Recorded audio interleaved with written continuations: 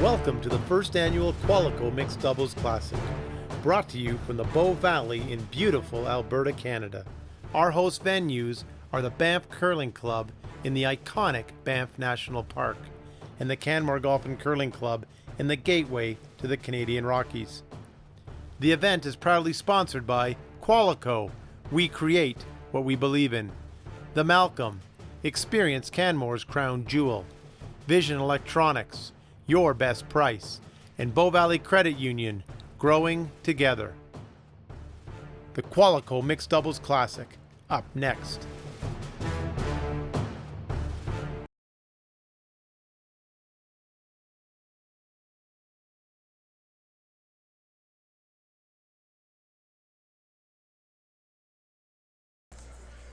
Good morning, everybody, and welcome to beautiful Banff, Alberta, where we are live in the Banff Curling Lounge, bringing you curling once again. We've got 3 draws, 9 o'clock, 11:30, and our final at 2 p.m. this afternoon. But let's not get ahead of ourselves. We've got 4 games going. Our feature match that you'll be able to watch live streaming right here is Jennifer Jones and Brett Laing against Carey and Hodgson. We're going to pick up the play in just a moment. First, we're going to let you know that on sheet 1, we've got Scheiman and Ginter playing against Skaslin and Nagratin. We've got Peterman Gallant against Laws and Morris on sheet 2. And on sheet 4, just to the right, which you'll also be able to pick up a little bit of the picture from, we've got Walker versus Anderson and Dropkin.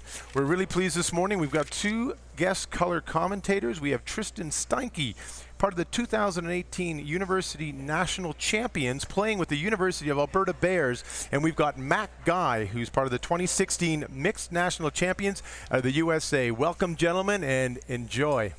Good morning, Steve. Thanks so much for that wonderful intro. And thank you, Engineer Saxby, on the 1s and 2s. How are you doing this morning, Tristan? Pretty good. I'm excited to be here. It's my first time doing something like this, so be gentle. I will. I promise. It'll be over before you know it. So looks like Jones and Langer got the hammer. So Chelsea's gonna slide out. She's throwing the intern for her first one. So it's been real good ice all weekend. Looks like the broom's out near the edge of the 12-foot. Haji just giving her a little massage as it goes all the way down the ice. It's been curling at 2 curling clubs here, the Banff Fenland Center, and curling in Canmore as well. And that's a real nice shot. And let's see, actually. So that one's just going to come up, sitting there top 8. Looks like actually they're going to tap that back. A little bit of discussion between Laing and Jones over where exactly they want to place that. It looks like Jen just wants to come around. What do you think, Tristan?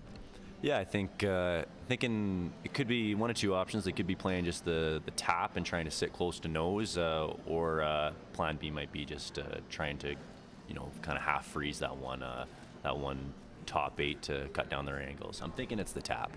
Yeah, I'm thinking so as well. I mean, especially kind of the thing about mixed doubles is you just keep pitching rocks into the middle and good things happen, right? Yeah, you could just keep lobbing them into the middle, and with the short ends, just the 5 rocks, you can't really wait too long to make your move. You play too many setup shots, and all of a sudden you're into the last rock at the end, and you're out of time. Yes, yeah, exactly, and you're throwing a missile. Yeah. So that's the analogy, my go-to analogy that I've come up with for mixed doubles is it's like Jenga but in reverse. Yeah, it's you're right. It's a bit of a mess in there. I found it a bit of a challenge. You're used to having 4 players out there. Everyone's got a job on each shot, and then you're kind of pulling double duty each shot. So the precision is never going to be quite as good as you see on a regular 4s team, but it's just about trying to be more precise than the other team, I find. I agree, and it's interesting to see. Ooh, and Haji with the big brush to get around here, and that's pretty good. I think they're sitting. I think they're 1-2. I think so. Yeah, I think they're just sitting. 1-2, but that's hanging out mostly. That's kind of the other thing is that you see a lot of big weight shots in mixed doubles because, like you said, one good freeze and then you're basically trying to dig it out the rest of the end. So you'll see a lot of anytime somebody sinks a good one, you'll see missile heading down the ice. Just from last night, Schneider Burchard had Jones and Laing pretty much dead to rights, but then Jen Jones does what Jen Jones did, what Jen Jones does, and pulled a rabbit out of her hat, and they stole the extra. And here's Langer with the aforementioned missile. That looks like it's boy, click the top, which isn't bad. One of the good things, I know Tristan and I, how many you got to play in both arenas, yeah? Yeah, I got to play 3 games here and 2 games in Canmore. Yep, and same for me. And ice is curling, both ways. I think, especially for mixed doubles, as long as the broom's in the 12-foot, that's the name of the game. Yeah, for sure. In the 12-foot or even outside the 12-foot at times. Darren Moulding and his ice crew have done an excellent job getting the curl that all these players love to have here in these big events. I found Banff was curling a little bit more than Canmore throughout the game. We had times where you see the broom right now; it's actually outside the 12-foot for this draw for Colin here. In Canmore, things were a little bit straighter, but you're still well into the 12-foot for your draws. Yep, absolutely. And good late finish, which is exactly what you want. You can sneak around and make a lot of shots real good. Looks like Hachi's probably playing the tap here. Yeah, I think so. They may, like as you said, they may or may not be second shot, but he comes down and gets the tap on the nose, maybe a teeny flip inside to sort of cut their angle down for the double. I think that'd be pretty good. Yep, exactly. So, and he's working it pretty hard. I think they might just be guarding it. Playing the guard, yeah. That makes sense too. I don't know. I mean, I suppose you might as well. The thing is that that's an okay spot for that. I mean, they're probably just going to rip it again. But I mean, let's see. That's probably that's a tight guard, tightish. Yeah, I think they were probably just trying to cut down the right side there. Brent can come down and make a good tap, but he's got to make a good shot, and even then it's going to be tough for him not to leave his shooter sticking out a little bit. In which case, even if he does make a good one, Colin might be able to run it in there and try to get a couple, maybe sit 2 afterwards. Yeah, and Jones Laing, they're gonna take the other turn, just try to suck that one in behind the on that placement stone. Then we've got the broom, aforementioned, actually about an inch less than the edge of the 12. So definitely good ice. They're off it. They seem to like it. And off it all the way, waiting for that late break. Here it starts. Starting to come down. Ooh, just a little heavy. Just, ooh-wee. Yep, that's a bit heavy. So, one thing I will say is that Banff did curl a little bit more, but one of the things about mixed doubles, I would say, is that just kind of like you said, that you just two less people working together. You're just going to get some misses that you don't see in the 4-person game. And I mean, obviously, Brent's quite a good player, and that's normally wouldn't happen in the 4-person game, but hey, happens sometimes. Yeah, for sure. I think for the fan that is used to watching the 4s curling, it can be a little bit frustrating maybe to watch the start, because there's so many opportunities just with the nature of the game, more rocks in play. But at the same time, just with only having the 2 players, you see misses, right? It's hard to manage the curl out here with only really one sweeper. Right, and especially, think about, pat your head, rub your stomach, and then sing a song, right? You're throwing, and then you jump up, yeah, and then you're sweeping, and then you're trying to communicate with the person holding the broom on the line. There's a lot of stuff going on. Yeah. So Haji and Chels think that intern draw is a pretty good idea, so they're going to try to give her a go as well. Another guard and cut this down. Oh, and he's sweeping pretty hard. He might saw Langer toss that one through and get a little skittish. But at any rate, lights the pro side on this. So. Yeah, I think same as the last one. They were just trying to cut down the right side on the last one. Throw the guard up on the left side here and cut it down. Now now Jones is going to have to play either the draw to side pin or run it in to try to get out of jail here. They must think they have 2 then. Yeah, I'm thinking so. It's a little bit hard to see from the overhead here, but I would say that Carey and Hodgson are sitting 2 right now. I would definitely say so as well. So looks like they're just going to try to come around. I mean, that's kind of the good thing about ice that curls is that, you got a lot of ways to get to the button. And that's, I would say, as a competitive player, that's really all you want is just as many pass to the button as possible. Yeah, for sure, especially in mixed doubles where, 90% of the play is to the middle other than, when the power play comes out. You just got to have that curl to the middle. You'd like to be able to, even throw some backhouse hack waders and still be able to get to center line around half to tight guard. I think that's sort of the standard that these players look for, and we've definitely had that here this week with Darren's ice. Absolutely.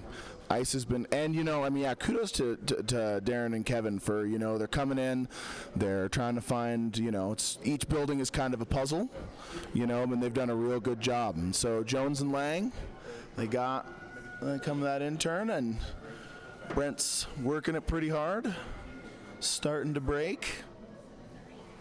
They're way wide around that though. Should come up at the end. Should finish a little light. Little light. I will say that the speed has been good, but I would say Banff was a little more tracky than Canmore. So that can happen.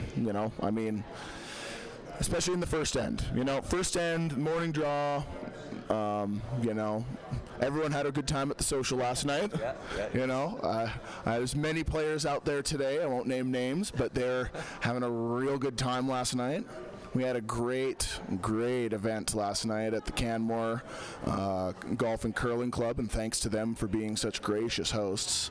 But kind of shaking out the cobwebs. But the good thing about mixed doubles is that you're never safe. So, if you give up a 3-banger, just, don't hang your head. Just go get another 3-banger right afterwards, right? Yeah, just keep plugging away. We've seen lots of comebacks, and most recently Jones and Laing even down 3 in the last end yesterday, and they make a great shot to come back and send an extra and then win it. It's, there's always going to be opportunities. Yeah, what a day. What a day for those guys. Yeah. And Carey and Hodgson coming around the other side. Kind of, what are they just trying to get by their second shot? Like, just sit like back 4 even? Yeah, I might just be trying to sit, kind of starting to draw the side of the 4-foot. That was one thing about Jones' last shot. She cut down the side and forced him to the tough side, but just a little light there. So it looks like just a 2 count for Carey and Hodgson in the first end. Pretty good end. Yeah, great end. Yeah, lots of rocks in play. That's the name of the game. You're not going to see very many blank ends in mixed doubles. And fun fact, if you actually blank an end in mixed doubles, you give up the hammer. So they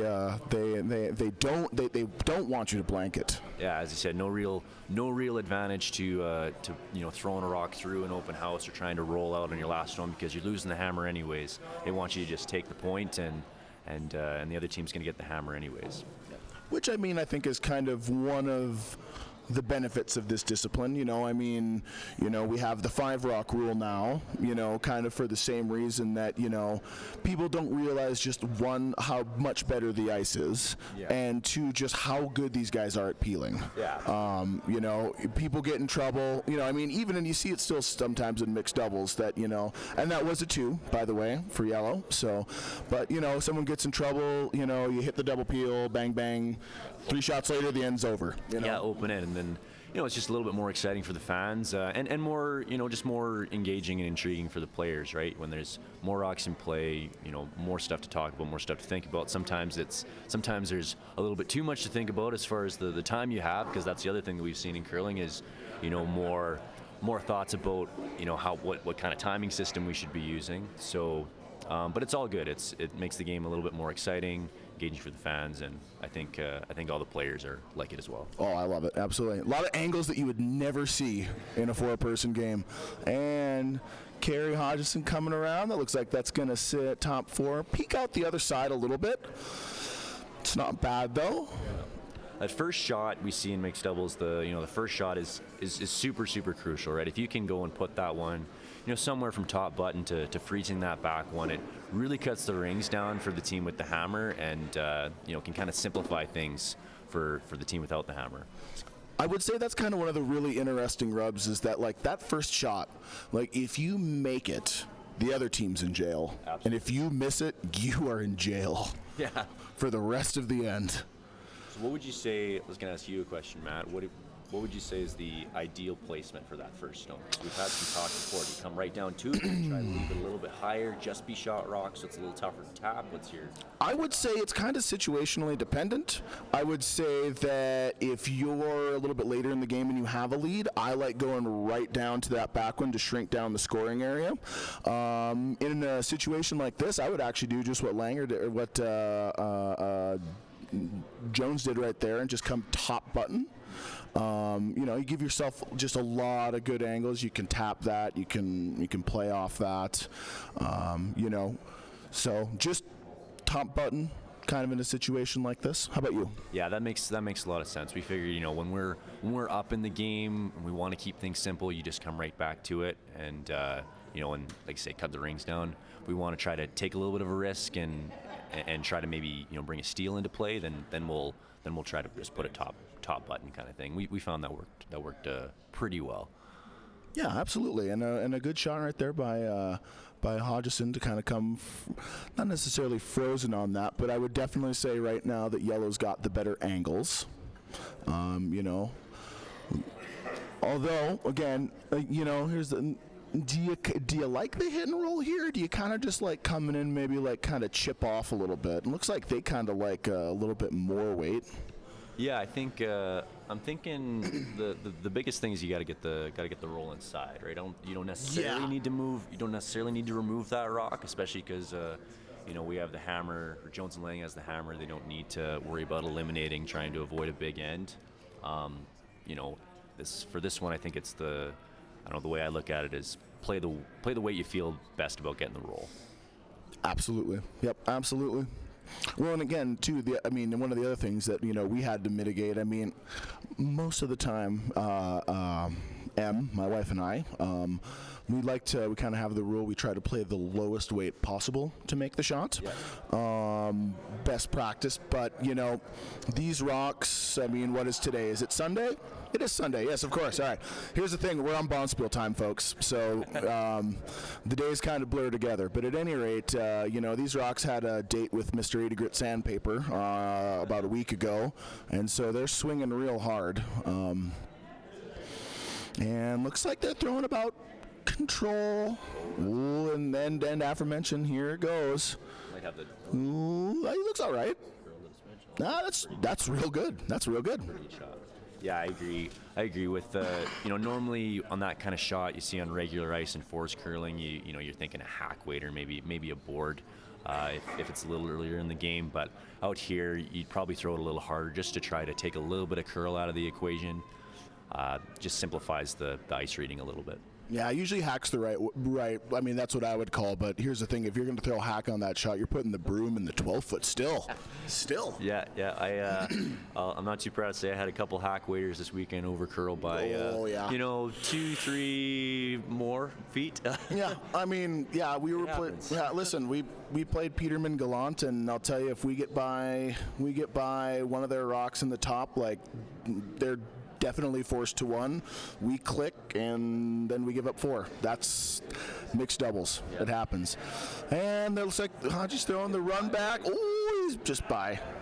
That's a good shot. Good shot. Rearranges those angles. And that's really, I would say, if you would make me say what is the most important part about mixed doubles in one sentence, I would say controlling the angles at the top of the 4. Just leave that last rock thrower a real good angle to do something. Yeah, for sure. Just got to give him a chance, right? I think that middle player, you miss one shot, and if the other middle player can set up a good angle, then that last rock at the end for the team, even with the hammer, you could be throwing a bomb just to try to cut a steal down, right? It happens pretty fast, just the nature of all the play being to the middle. Absolutely. And they're just coming around again. I think they're going to try to just tap theirs, or well, maybe they're going to tap. They're going to end up tapping that yellow back, which is actually a good idea. Kind of. Still a pretty good angle there. Oh, that's real good, actually. The one thing about having rocks behind the tee line is even here. Wise man once told me is once the rock is behind the tee line, you can no longer improve its position.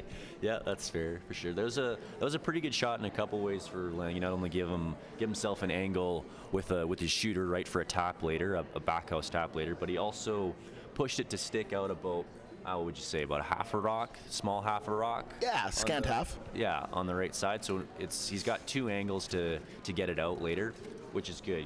Carey and Hodgson, they're either going to have to try to eliminate something here or get another one in. Otherwise, Jones and Laing might be in for a 2 or 3.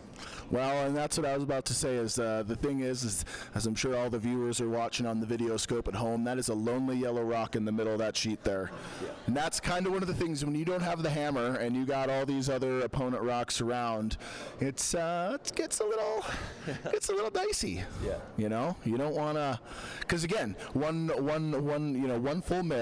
Yeah. And then all of a sudden you're giving up a 4, and then you go, well, I guess I'll just try to get a 4 next end. Yeah. Like that's at least the good thing. Yeah, for sure. It's difficult. It's just difficult to play defense with mixed doubles. I find, especially without the hammer. It's 4th rock at the end where you can start hitting, so you in a sense get one less hit than the team with the hammer. So, normally you'd see in a game, Carey and Hodgson, they grab 2 in the first end. They'd probably play the next end pretty open. They certainly wouldn't force the issue, but they just kind of forced into playing some more draw shots early on in the game because they're not allowed to throw hits, and all of a sudden, Jones and Laing have a possible big end going, right? In mixed doubles, the issue forces you. Yes, yes, for sure. Yeah. So I think Hodgson's just going to try to come in. What do you think? He's going to try to come in and freeze it, or But anywhere from freeze to tap is real good. Yeah. The nice thing about for Carey and Hodgson is Langer's last shot there. The shooter is pretty much buried, so he's not going to be able to play a ton of weight very comfortably at it. So even if you maybe set up a double off of that blue rock, it's going to be hard for him to hit as much as he needs to. Is that ever good? It's a pretty good shot. Ooh, that is what we colloquially call a pistol. Yeah, is that what they call it over in the States? I mean, sure. Yeah. I think, Or a peach. Or peach, yeah, I was going to say pistol or peach is pretty good. Both, it's a really good curling shot. It's very good. I think that's what Russ Howard would call it, a good curling shot. A good curling shot. All right, so what kind of weight do you think Brent's going to throw at this? Boy. Honestly, I think you got to kind of throw. I mean, looking at her broom, they're probably throwing about board. I mean, here's the thing: you just gotta even though that yellow's dead frozen, you just gotta jiggle it a little bit, right? You just gotta kind of bounce some stuff around. Yeah, for sure. I think the yellow rock, the yellow rock he's going to contact first. It's still, I'd say, half buried, right? So he can't throw a bomb at it, right? He's gonna have to drop his weight down. I think a bump waiter would be good. Try to get as close to nose as possible. Oh yeah. Even just rearrange those angles. Right? Even if you could ever get like a hair inside nose, that'd be like just. Oh, they're pretty close. They're pretty close. Oh, no, they're gonna be a little wide. This might just trap right. It's just gonna stack. Yep. Okay. Honestly, that's still just fine. Shot still got 2 angles. Still got 2 angles at it, right? That's a scary house for Carey Hodgson. Like they do not like that, because I mean, what do you even do here? Do you kind of freeze down into the pocket of those top blue ones? I think that Jones and Laing's shot for a bundle is something with weight at Brent's shooter, the one that he just threw. Absolutely. That's their path to 3 or 4. So I'm thinking you probably want to throw a guard probably pretty high to take it away. Yeah, just sort of like a halfway guard. And it's still probably going to be a run, but you make it a little bit harder. If you can make a 6 to 8 foot run for 3 or 4, then I guess I guess you'll take that. Yeah, absolutely. Well, and here's the thing is that on ice that's curling, which again we love, don't ever take it away from us. But if you over curl, that late finish, if it ever turns over another half rock and you sit fully exposed, you're dead. You're dead. So, because that's just shoot, is that double loaded? That double's loaded. Yeah, because I think the blue one, it seems like it's pretty much full open, and you wouldn't necessarily even need to get to nose. You hit 3/4, and all the blues are going. So Carey's just going to throw up a guard here, and maybe set up a run for Jones to play. Just make her shot at Brent's shooter a little bit tougher. But there'll be an opportunity for Jones to get a bundle one way or another, I think, here. And they're looking pretty close. Oh, yeah, Hodgie, you got to finish that, bud. You got to finish that. Oh, boy. Is that any good? Yeah, that's really good. Nice and high. Yep. If they come tight there, like a tight guard, then, it's only going to be like a 3-4 foot run for Jones. Yeah, I'll tell you, if you could given him the option to hand place that stone, I'd probably be pretty close to where they want to be. Yeah, really, really cut down that side.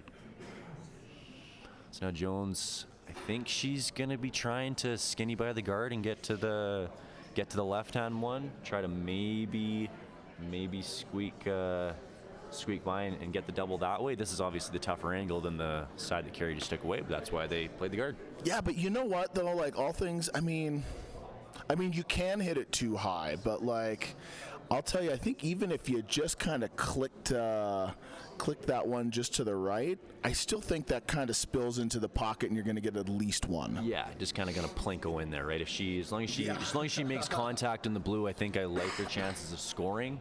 I guess there's a chance that it spins out. I think it's the back yellow that they're going to have tough time contacting, right? I think if they click off the right blue, then they might not make contact on the back one. And here it comes. Ooh, it's a little wide. Ooh. Oh. I don't know. I don't know who got that. I think it's only a steal of one.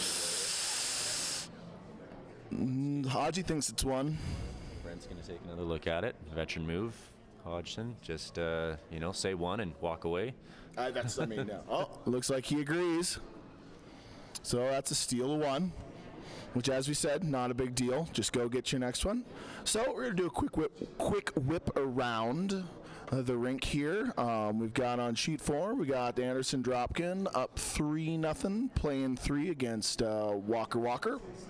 On sheet 2, we've got, well, I would tell you, but John's standing in front of the scoreboard, so we'll get back to that one later. And then over on sheet 1, we've got Skosselin and Ned Grotten playing Schmiemann Ginter. Got my fiance Danielle Schmiemann and my teammate Jason Ginter playing on that sheet. Oh, really? Oh, that's awesome. And looks like that game is, they haven't hung the score, but yellow score. Oh, here we go. We're about to find out. Drum roll. Oh, blue scored. But how many? Oh, we're going to have another one. Oh, look at that, a 3-banger. Well done. All right, so that is 3-1 after 2.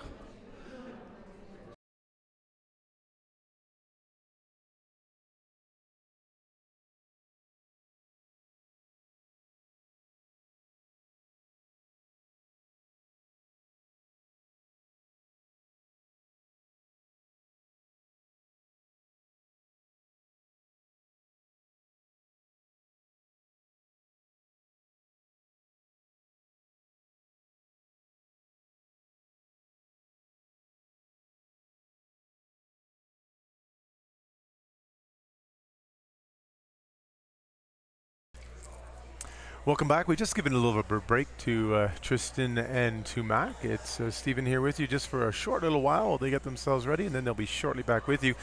We just want to take a moment to say thank you to all of our sponsors. Of course, this is the Qualico Mixed Doubles Classic. Qualico being our major sponsor. Big shout out to them and thank you. We've got the Malcolm Hotel. We've got Visions Electronics and Bow Valley Credit Union, our silver sponsors, and many of the local businesses have supported us. You can see them there on the screen, as well as Asham from the curling community. So big thank you. Can't put an event on like this without them, and they've been a huge support all week and in all the preparations leading up to this. As you've heard from Mac and Tristan, we've got a great game going here on sheet 3. Two excellent teams in Jones, Laing, and Carey and Hodgson. And as you look back out now, we've got play coming in for you with Carey and Hodgson, a 3-0 lead heading into the third end. But as we heard, a lead is never safe in this. A lead is something that can erase quite quickly. And if we take a look over, you heard on sheet 1, it is 3-1. And in fact, Tristan, there was a chance for Scheinman and Ginter to score 5. It wasn't easy. They tried to make the little tap, didn't quite execute it, and were able to get the 3. But the Norwegians really dodged a bullet. There was a real big chance for a 5-ender that didn't quite come through. Also on sheet 2, Caitlin Laws made a tremendous freeze on her last shot to erase what was building to be a 4. And Peterman made a wonderful last shot on hers. Didn't quite move the rocks enough to get 2 or 3, only got the 1. But again, some great shots being made here and lots of great curling. But we're about to bring you back here to our main game. That's Jones and Laing versus Carey and Hodgson. And now we're back live with Mac Gray and Tristan Steinke.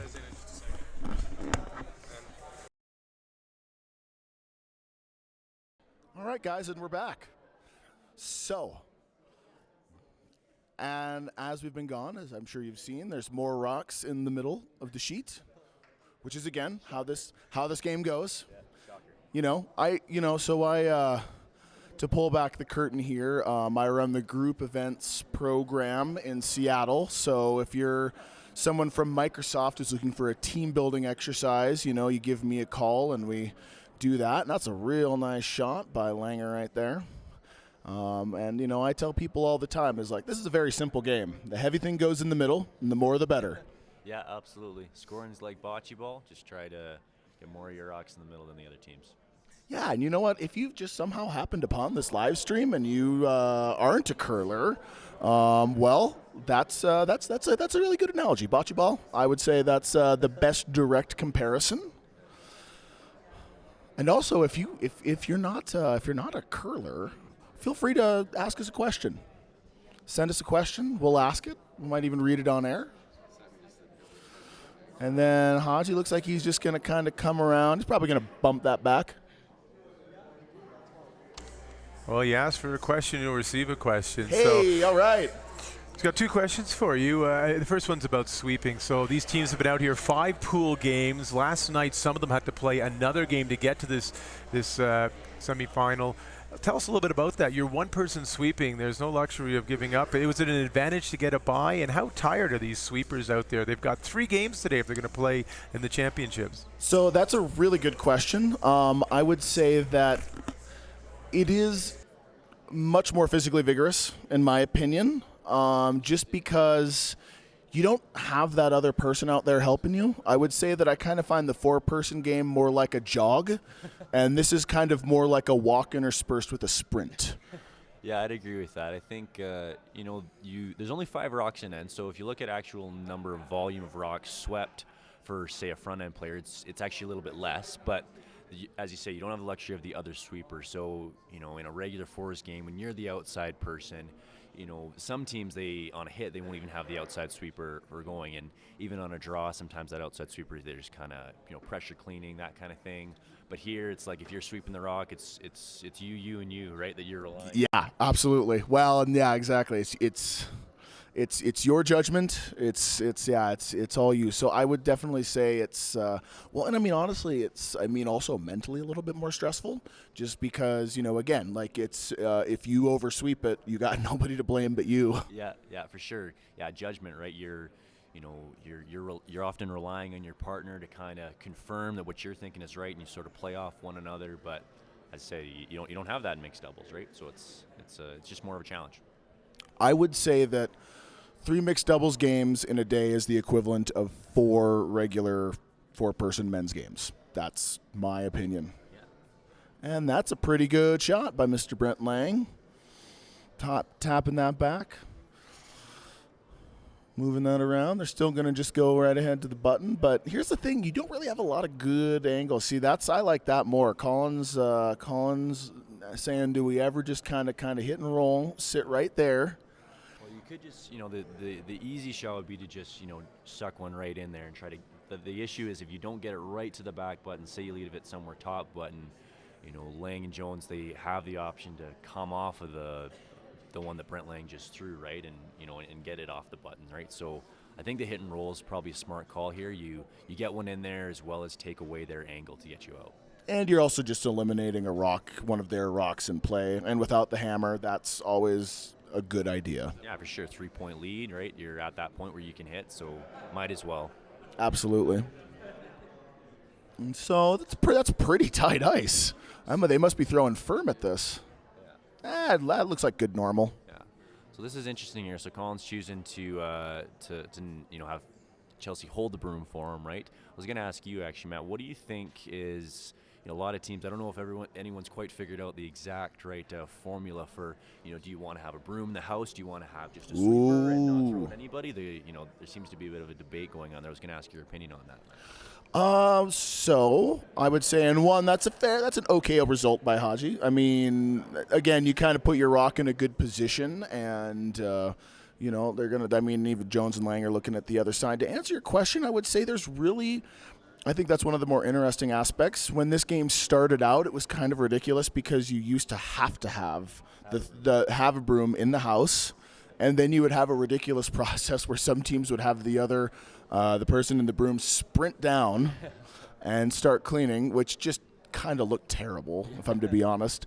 But I would say it really kind of depends on each sweeper's comfort level. You've got, I'd say like over here on sheet 4 is an excellent example. You've got Walker and Dropkin Anderson. Both of those guys, Jeff and Corey love to sweep, right? So they're sweeping 5 rocks an end, and the girls are holding the broom, calling the line, telling them what to do.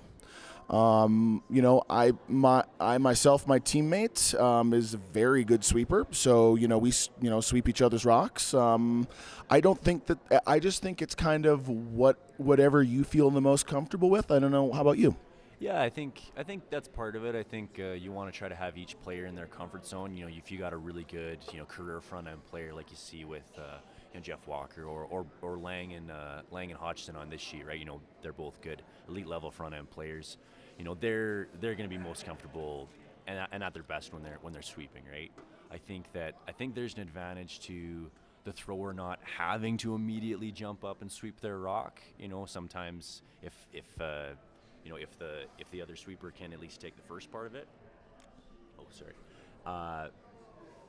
But yeah, having Jennifer Jones in the house doing her things, being a skip, reading the ice. Right. I think that's a big advantage as well. So yeah. Plus, how weird would it be to see Haji holding the broom in the house? Yeah, he hasn't done that since his junior days. Yeah, exactly. And so it looks like, what do you think Langer's doing here? Is he just going to try to get just a little bit inside roll? It looks like. Yeah. Oh. Well, I think probably wanted to get a little bit more inside than that. But here's kind of the precarious thing is that those rocks are pretty well guarded, those yellow ones. Especially they're having a chat about it, but at the same time, I don't know about what. I think if you just cap this, Jones and Laing, they only got one shot left. Yeah, for sure. I don't know what Jones and Lang's easiest shot is to try to eliminate both the yellows. It might be maybe a slash on one of the tight guards to try to maybe get a slash onto the blue, but that'd be a difficult shot. I think if you take away the left-hand side, I think that'd probably be taking away the easiest shot. But as we normally see in mixed doubles, Jones is still probably going to have something to score multiple. Yeah, just the nature of the game, you're always going to have a look at it, right? But, oh boy, if they throw this guard real good, I do not know what Jones and Laing have. other than, you know, the old run the center into the corner, into the one side for stick it for one, can of corn, right? Yeah, yeah, pretty simple. Pretty simple. I think I'm thinking whatever Carey and Hodgson are guarding here, they're figuring that's going to be that's the shot that they're wanting to take away. So that'll be the easiest one. Maybe a run on the tight yellow guard onto the blue one sitting top 4 might be their shot to try to get the angle to get both yellows out, but that's going to be tough. They're going to have to get pretty close to that top guard. Yeah. Oh yeah. You gotta get that skinny. Yeah, you could see a little bit of that blue hanging out. And they're just gonna go. That looks like it's over curling.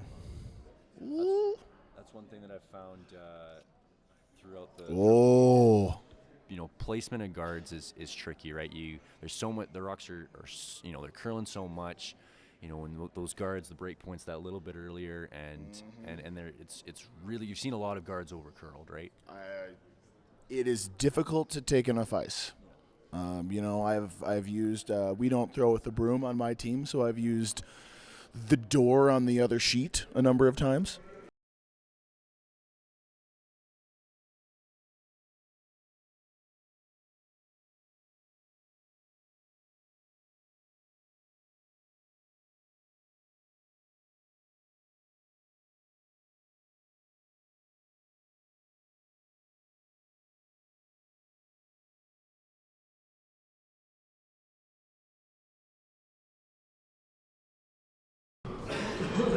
All right, so Carey did over curl that guard as far as, well, we're assuming that she was just trying to guard her own shot rock. One thing that I think she did accomplish was she took away that double slash that we were looking at, right? Yeah, took that away. So, but I think honestly, this is just for one, and that's not bad. I mean, you know, the force. I mean, the force is always good, but doubly so in mixed doubles. Yeah, for sure. Like, twos and threes happen, pretty routinely in this game. So if you can ever force the other team, when they have the hammer just to one, that's a big win for sure. Yeah, force one, take two, force one, take two. Eventually the game's over and you win, right? Like, that's the blueprint. Yeah. It's not as if this is an easy shot either for one. It's coming in. Looks pretty close. Laing has got to work it. Well, he's really got to go. Oh, boy. Uh-oh. That's a good result. Oh, too. Nice. They were playing the tap. All right, so that's a score 1 for Jones. They get on the board, down 3-1 to Carey and Hodgson after 3 ends. Carey and Hodgson are going to have the hammer to start this 4th end. Yeah, and again, taking us around the scoreboard, we've got your lovely fiance and teammate up on the Norwegians, 6-1. We've got the Gallant Peterman rink up over Morris Laws, 3-1, and over on sheet 4, Corey and Sarah playing the Walker combo, and they're up 4-0. But there's a storm of brewing on that sheet right there. Here's the fun thing about mixed doubles is Corey and Sarah took 1, stole 2, stole 1. And now they look like they're about to give up 4. Yeah. And you know what? That's mixed doubles, folks. It's not a big deal. Yeah, sea of blue rocks in there. Corey just came up a little bit late on a freeze, but set up a good angle to maybe run in later. But yeah, like a sea of blue rocks in the forefooot.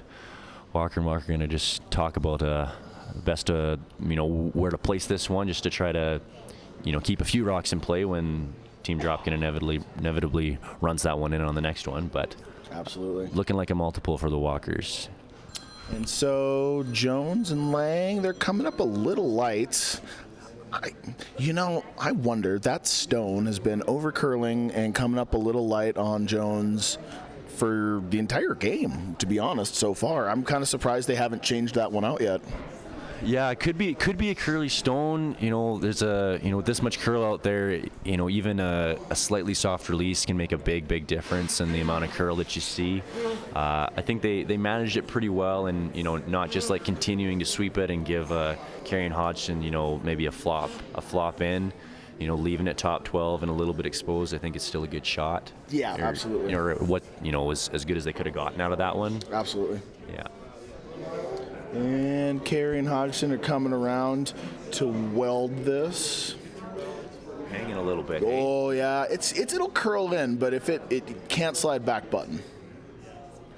Oh, is that ever good? That's a real good shot.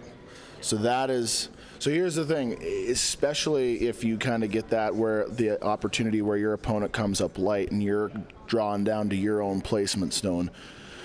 If you can put it top button, you are in such a good position. If you put that back button, you're so mad at yourself for the rest of the end because there's a 95% chance that they're just going to put one right on top and just, and then you're just digging out.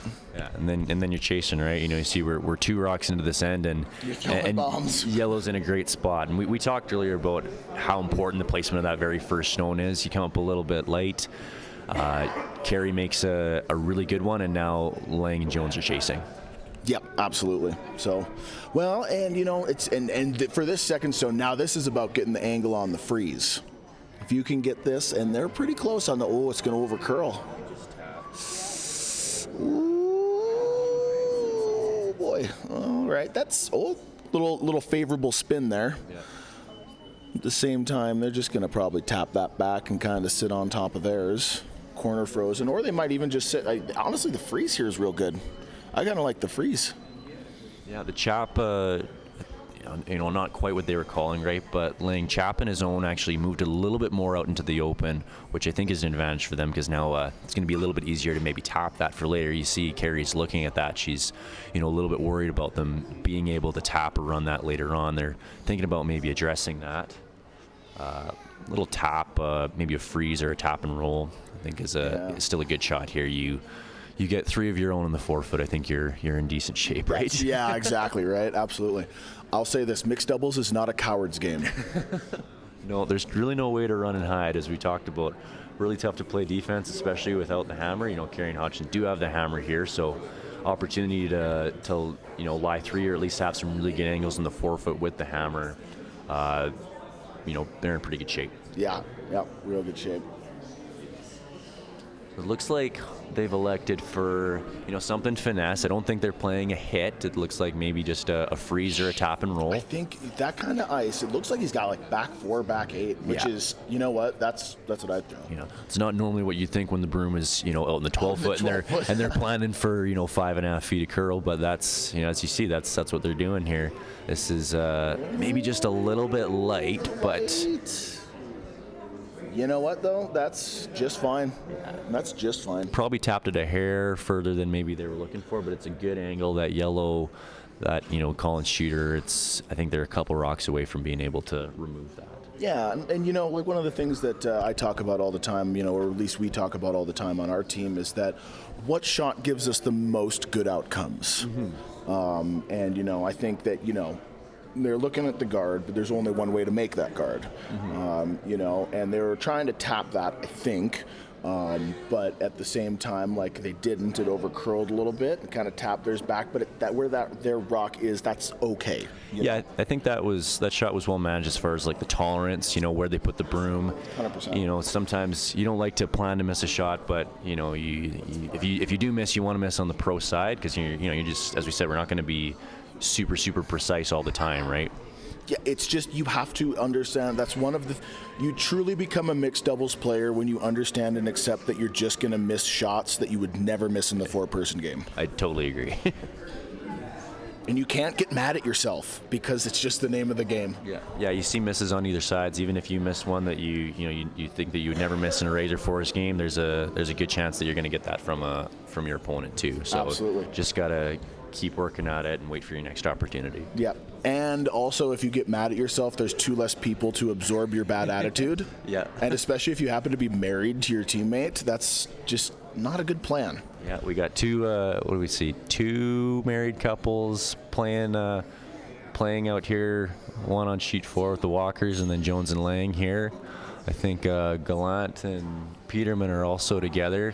I didn't know that, actually. As far as I know, that's what I heard through the grapevine. Ooh, that's a juicy rumor. You heard it here first, guys. Quote Tristan Steinke in the paper tomorrow. Cover of what's the local Banff journal? I don't know. Calgary Herald. That's what it'll be. Sure. All right. Well, I'm pretty sure they were. Yeah. Okay. Laing's coming down. What do we got here? Looks like he's got the angle. Kind of just shave it in. Yeah, I there? think so. Just trying to run that. Well, okay. Not the best result for Langer there. I think he was. I want to say he was trying to get. He was trying to get a little more curl on it. Set up an angle to maybe cover the one that he ended up. That he ended up tapping first. Yep. He set up a double for Hodgson. If he makes it good, he's going to be sitting 3 afterwards, and Jones is going to be having to throw something hard to cut Carey and Hodgson down for their last one. Absolutely. And that looks like what they're throwing. He must be throwing a pile of weight if she's got the rock a centimeter off nose. Yeah. You don't ever really want to get low on that rock.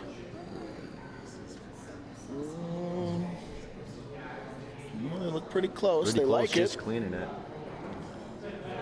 Ah, there you go. Hell of a shot. Even avoid the jam on the back one. The back one is only 5th shot, so might not come into play. But really nice shot by Hodgson. No really easy double for Laing. I think they could make the top double. Got to get kind of close to the guard if they're gonna do that. So no comfortable easy double for Laing. So if you ever hear us talk about being in jail, Jones and Laing are currently in serving time. Also, if you're Hodgie, you got to love those doubles. How many doubles do you play in the course of a season?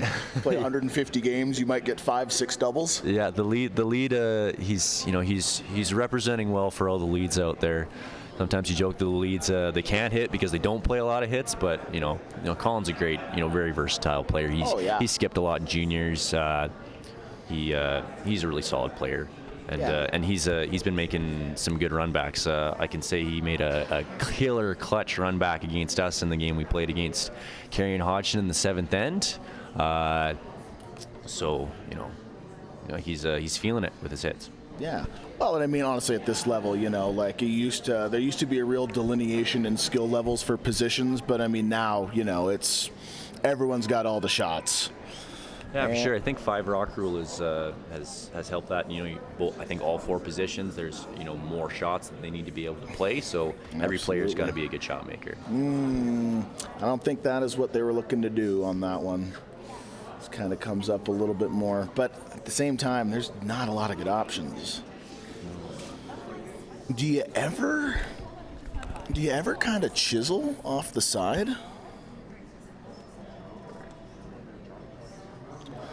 And they're having to think. And Engineer Saxby is passing me a note here.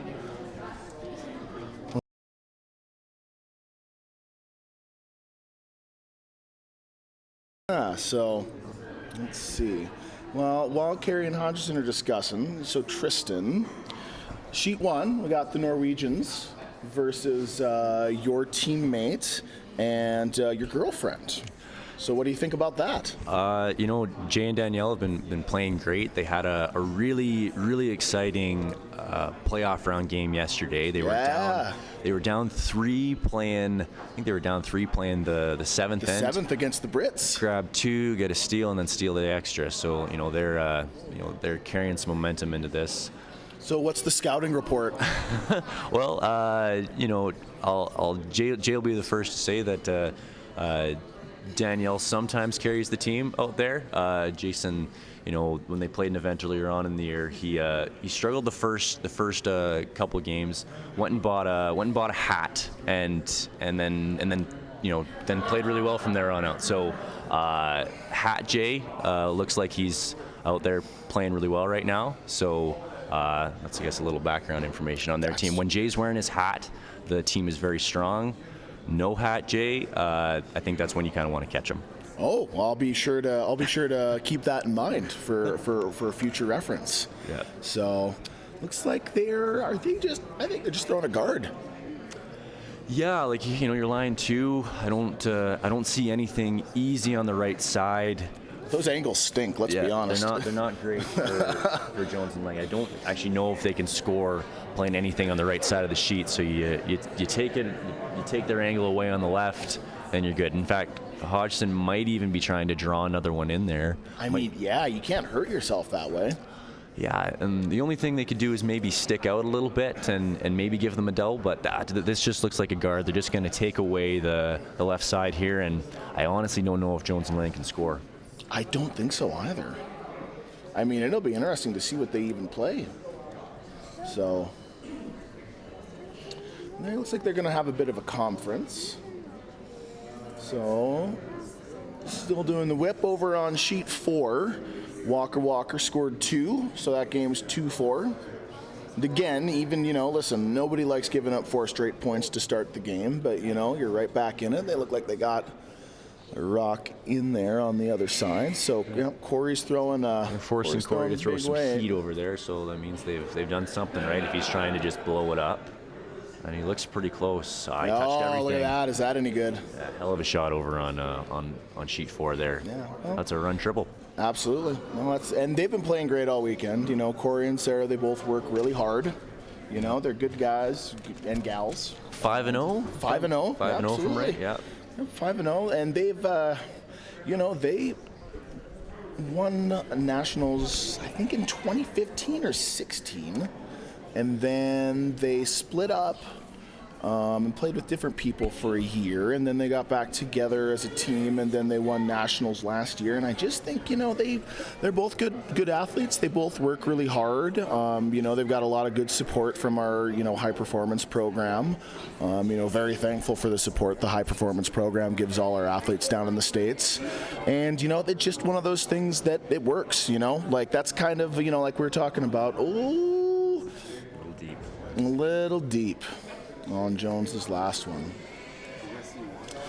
So, but some teams just work and some teams just don't. Sometimes it's kind of the old thing. Why doesn't 4 skips work? They can all make the shots and everybody knows everything, right? But that some teams work and some teams don't. And Corey and Sarah, they're on a roll right now. I think that's kind of something you're seeing overall in the game. Especially with having been an Olympic sport for quite a few years now. It's just that it's becoming more of a sport, right? So especially, I think especially in the mixed doubles game where there's just more to do, a little bit more sweeping, or more sweeping. It's you have to be an athlete to go out there and play the sport. Yep, the days of beer bellies and pear-shaped guys are over. Yeah. Well, they're still around, but there's less. Yeah. Yeah. And looks like they just got the free draw for the tray. Yeah, it was, I think, a little unfortunate on that last one. Jones may have actually given them a little bit of backing for this last one. I think they could come to the backing and I think still score 3. Colin looks like he likes it. It's kind of a heavy clean coming in. That's got to come up. Oh, look at that. That's pretty good here. Nice draw. From Chelsea's hands to God's ears. 3 yellow. So that's a 6-1. Is that my math right? 6-1 lead for Carey and Hodgson after 4 ends? I think so. Yep, 6-1. Yeah. So, whipping around the world again. Looks like we got sheet 1. Your compatriots are leading the Norwegians 6-3. Looks like we got Gallant Peterman 4-1 over Morris Laws. And then aforementioned Walker and Dropkin Anderson are 4-2. So some good games, a lot of offense, some steals. We've got the very beginning. If you've never watched mixed doubles and you're thinking what a preposterous sport this is, well, I've got something for you. This is what we call, if you've noticed, the placement stones are on the right side, and this is what we call the power play. Yeah, so once every game, each team will have the option to move the placement stones over to in line with the edge of the 8-foot, basically. So it's a good play with the hammer. You, for once in the end, can try to draw the play a little bit away from the middle to try to give yourself a little bit more room to score multiples. There's a been a bit of a debate about the exact strategy to defend against the power play. Carey and Hodgson Playing the tick. gonna play the tick. Love it. So you're not allowed to remove any stones from play for the first 4 ends of it. So what Carey's gonna do here is just try to tap, not remove the guard stone. They're coming wide around theirs. They're going to tap the blue stone back. Oh, they just ticked it. Yeah. Just Not about. generally what you want, but I'm thinking that Carey was playing the tick there, and then maybe when it was hanging out a bit wide, and she realized she wasn't going to get a whole lot of it, we'll just go around and try to play the tap on theirs and just a tweener. honestly, that is, I'll tell you what, here's the thing. The tick is a good shot. If you can make it. If you can make it. But the even better shot is going wide around that and tapping that in-house placement stone to just the back line. Absolutely, and that's a great shot if you can make it. The thing about, as we see in mixed doubles, all the plays in the middle. So when you go to try to finally play to the wing here, it's the first time you've thrown that shot, right? So it's always going to be a bit of a guess on line and weight. Well, and that's an excellent point. The excellent because you're playing the path, the draw to the forefoot. You've got that figured out, and now you're playing the draw down the center. So that might be 15 seconds hog to hog. For that outside in draw, and then in that inside out draw, you might be 14 and a half, 14. So you got to adjust. Yeah, like you say, it's just a guess, right? It looks like Jones and Laing guessed pretty well, at least That's a good guess. At least on weight there. That's probably a good guess. maybe overcurled a little bit from what they were trying. Yep. Just got past a note. The viewers are loving our commentary, Oh, Matt. good. Well, Sounds thanks, like everyone. we're either doing a really good job or our viewers are very, very nice. So, well, thank you guys for the Absolutely. for the love. Thanks for watching. So Carey and Hodgson are going to attempt this tick again.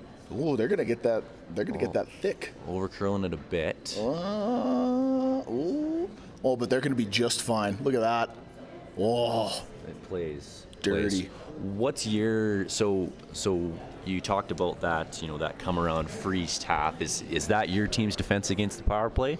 depends on the situation. Especially because a lot of times, and Jones and Laing, I would say, in terms of the developing strategy, if you're gonna get down by a bunch, or things really aren't going your way, and I would say that's an accurate description of what's going on right now. Power play is just a good opportunity to kind of mix things up a little bit.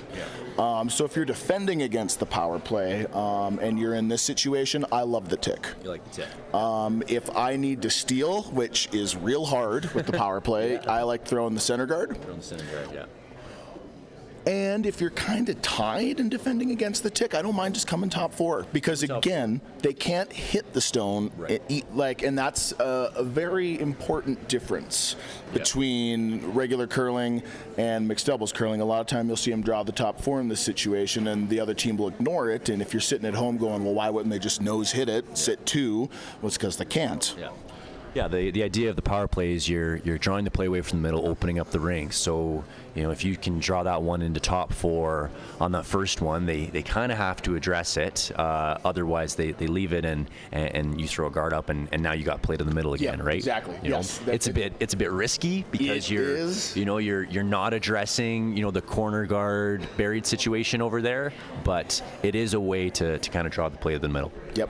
And once again, you cannot be a coward. Listen, you could do something easy and play hockey, or you could be a real brave person and play mixed doubles curling.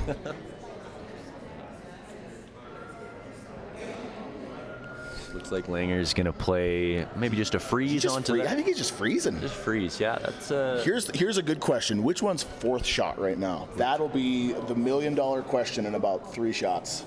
Or at least the $30,000 question. $30,000. I think this game's worth $500, so that might be a little bit more accurate, Matt. But if I was a betting man, I'd say that fourth shot is blue. I would agree with you. Okay. And that's a pretty good shot. That's a pretty good shot there. I mean, there's, what do you think, about a stone between them? Yeah, a small stone between those two, right? So, with intolerance for the freeze. Absolutely. Hodgson's big surprise, looking at another big waiter. right? He's got a. Give me less, Chelsea. I'm gonna throw a rocket. Well, Colin, I've been pretty impressed with Colin. He's throwing these bombs and then he's just let the rock go and then he's up and he's ready to sweep them, right? I tried that a couple times in a couple of our games, and I didn't get to the rock until it was about 3/4 of the way down, and almost tripped over all the rocks and took out everything. So here's my hot take. All You guys, right. are you ready for a spicy one? Okay. In my opinion, there's about 10 people in the world who are any good sweeping on their sliders. Okay. And if you're one of them, kudos to you. And Colin's one of them. All right. Little wide here. Little wide. Oh! That's fine, actually. Yeah. That's just fine. I was looking for a sec there, like he might just roll across the top That's of what I was anything, thinking. which He's would have gonna been shoot all the way out. that would have been tragic. But he caught the top and actually sits 2-3, which is pretty good, right? They just- don't have they don't have an easy double to bring their fourth shot into play. At the same time, though, Jones and Laing are in a pretty good position here. Their second shot, and that one's pretty jammy. Pretty jammy. Second shot, and she's looking at the. I don't know if she's playing at least a couple shots ahead, or she's. I think they're just going to play. That looks about the ice for normal weight. Bit of a complex situation, right? Like you look at this situation, and Jones, they're set up pretty well to get two, pretty easily, right? Just hit nose, and there's not going to be an easy double back. But thinking about just the scoreboard situation, they like to get a big end if they could, Yeah, right? you got to get some points. Especially with this being their only power play that they're going to get to use. Trying to figure out a way to manufacture, a 3-ball. It'd be ideal, right? You really need to score at least two here. Yeah. Because here's the thing. Carey, Hodgson also have a power play. Yeah. And in this scenario, and I'm sure you're of the same mind, Tristan, that you're going to save that for the last time you have hammer, either in the 7th or the 8th. Yeah, for sure. Normally, like this would be probably as early as you'd normally see a team use the power play. Lots of teams, they'll wait until 6, 7, or even 8 to use the power play because whether you're down or even up, it can be a good defensive play as well when you have the hammer. Absolutely. You draw the play away from the middle, but Jones and Laing, they really need to make something happen here and get at least a multiple. So, Yeah. Well, to be honest, one of the things that I would like to see, and one of the good things about mixed doubles is that it's new enough that people don't get their britches in a bunch about rule changes. okay. I honestly wouldn't mind a rule to say you can't play the power play in the 8th end. Oh, interesting. 'Cause Okay. It's very anticlimactic, I find. Right. If you're tied coming home and the other team goes power play, all you can do is throw the center and pray they don't tick it. Yeah. And here's the thing, we're all pretty good at ticks nowadays. I don't know if you've been watching curling over the past couple of years, but the tick is not a hard shot anymore. All right, so just got past a note. Yeah, some viewers were wondering about the prize money for the playoffs here. So anyone making the playoff gets a check for $1,000. First prize here is $10,000. Second place is $5,000. So we're playing for some cash today, right? Yeah, you it's pretty tense out there. And the good thing is there's 2 less players you got to split it with. Yeah, exactly, right? You don't get to split the entry fee up as much, but if you can hit bingo and make it to the playoffs or make it deep in the playoffs, then you're taking home a chunk of change. Absolutely. And everyone here that's qualified, they've all made their money back. Yeah, for sure. Yeah. And I mean, hey, worst case, if you're like one of us and you don't make the playoffs, you spent the entry fee and you got 3 nice days and beautiful you get to Banff. hang out in Banff. Yeah, there are worse places to hang out than Banff and Canmore, Listen. right? So no complaints over here. Listen, it's a lot easier to not qualify in Banff versus not qualifying in Regina. Nothing against Regina. Yeah. How can you say that and then say nothing against Regina? You could have picked any town and you chose Regina, Matt. You want to explain that? I've been giving Muskowie a hard time about it, so top of mind. I see. So I grew up in North Dakota, about 5 hours away from Regina, so I curled a lot in Regina as a young lad, and I definitely didn't qualify many times in Regina. So you saw everything there was to do when you weren't curling in Regina. I've seen the sights. I've seen all of them. Okay. So Banff is a little bit more exciting for, just killing time at the end of a weekend when you're not playing. I'll tell you this: the cartographer that decided to name them the Rocky Mountains, good going. That's bang on.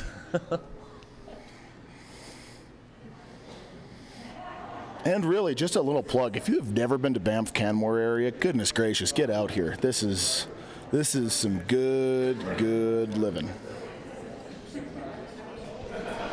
Hodgson and Carey are taking a look at this one, trying to figure out just what to do. Looks like they might have a double, on those top reds. It's a little scary because, pretty likely that they'll lose their back yellow. That's fine though. Yeah, I don't mind it because I think that. So say you come down and you do make the double, you catch it a little bit inside a nose. You will leave a double back, but I think there's a chance that your shooter might jam on the right blue at the end. So I think so. Especially considering scoreboard, I think even if you do happen to give up a 2 here, you're still gonna be up 3 with the hammer. I'm thinking eliminate is probably the option here. Any double's a good one right now. Yeah, for sure. Like if you lose that back yellow, that's fine. Like, you'll at least be sitting second shot. Yeah. And sitting 2, right? Yeah, makes it good. She's sitting 2. Oh, and the yellow card goes up. Boy. Oh, so yeah, there's a system in place here in Canmore and Banff. They're trying to, especially in the round robin, they're trying to get a whole bunch of games in. To try to get the six pools, everyone getting 5 games in. So they put in a timing system where if the end is taking a little bit long, they throw out a yellow card there, which is just kind of a warning, like pick your pace up. If the pace doesn't improve, they'll bring out a red card, and that's when they'll bring out the official will come out with a timer.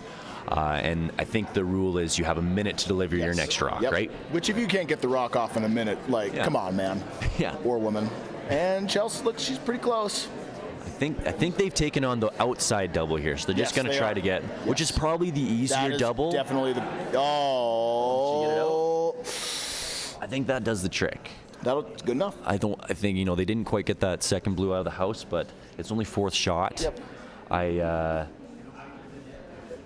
If Jones is going to bring it into play, it's going to be a really, really thin off her own. That'd be quite the shot if she could, but nothing easy for 3, which was, I think, the goal on that shot. Listen, if there's one thing you definitely want to leave Jen Jones, it's an in-off, right?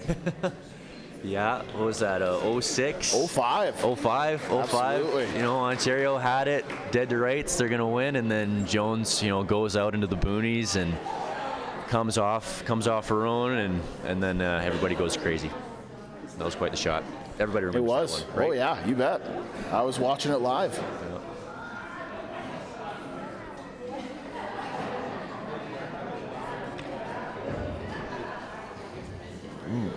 Ooh, big shot over on 4. Over on 4. I think when the dust settled, I think yellow was sitting 2, so that'd be a drop can sit in 2, right? Yep, absolutely. I'm going to take a look at it for a while. I'm not quite sure what they're debating. There's a conversation going on. Maybe a rock was touched after contact, perhaps? Oh, boy. This is always the most fun conversation to have in a playoff Where did it game. go? Where do you think it would have gone? Yep. All right. Not quite sure what Jones and Laing have decided on here. They have, they could just, take their 2 points, draw the forfeit, and move on. You're only going to be... They'd be down 3 without hammer, so not a great situation. They could also take on the very, very thin off the top yellow to try to. Yo, you got to do that. You got to do the in-off for 3. You think so? Have to. So you only live once. As looking like an Drake informed us. Looking like an out turn. We'll know very soon when she comes out based on the weight. Oh yeah. Here comes the in-off. Playing the in-off. Going for it all here. Oh, yeah. You got to go. This is hanging a bit. This is the gusto. They're off of it. Oh, she only needs to hit a sliver of it. Sliver. She's close. Oh, not quite. No. Very, very close. They only needed to hit about, a 16th of that rock? 16th. You just got to rub it. Yeah. And they're just a hair wide. Just a hair wide. Needed to hit it super thin. That's a real unfortunate break. That's a real, and that is, I'll say, again, we love the curl. Always touch up the rocks. Never take it away from us. But it is a little tricky, especially with a big weight, where and how that's going to run.